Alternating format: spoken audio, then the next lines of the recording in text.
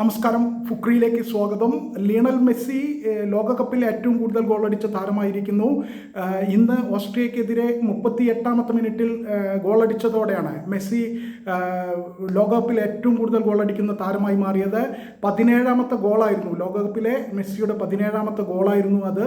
അദ്ദേഹത്തിൻ്റെ 28ാമത്തെ മത്സരത്തിലാണ്, ലോകകപ്പിലെ 28ാമത്തെ മത്സരത്തിലാണ് 17ാമത്തെ ഗോളടിച്ചത്. ആദ്യ കളിയിൽ, ഈ ലോകകപ്പിലെ ആദ്യ കളിയിൽ അൾജീരിയക്കെതിരെ ഹാട്രിക് അടിച്ച് അദ്ദേഹത്തിന് ഗോൾ നേട്ടം 16ലേക്ക് എത്തിച്ചിരുന്നു. മിറോസ്ലാവ് ക്ലോസെ, അതായത് ജർമ്മനിയുടെ താരമായിരുന്ന മിറോസ്ലാവ് ക്ലോസെ 2014 സ്ഥാപിച്ച ഏറ്റവും കൂടുതൽ ഗോൾ നേട്ടത്തിൻ്റെ റെക്കോർഡാണ് ഇപ്പോൾ മെസ്സി മറികടന്നിരിക്കുന്നത്. ക്ലോസെ 24 മത്സരത്തിൽ നിന്നാണ് 16 ഗോൾ അടിച്ചിരുന്നത്. ഇപ്പോൾ മെസ്സി 28ാമത്തെ മത്സരത്തിൽ 17ാമത്തെ ഗോൾ അടിച്ച് ക്ലോസയെ മറികടന്നിരിക്കുന്നു. എന്തായാലും അന്ന് അൾജീരിയക്കെതിരെ കളിക്കുന്നതിന് മുമ്പ് കഴിഞ്ഞ ലോകകപ്പിൽ അടക്കം നേടിയ 13 ഗോളുകളായിരുന്നു മെസ്സിയുടെ പേരിലുണ്ടായിരുന്നത്. ഈ ലോകകപ്പിൽ അദ്ദേഹം ഇതുവരെ 4 ഗോളുകൾ അടിച്ചു. അങ്ങനെ 17 ഗോളായി.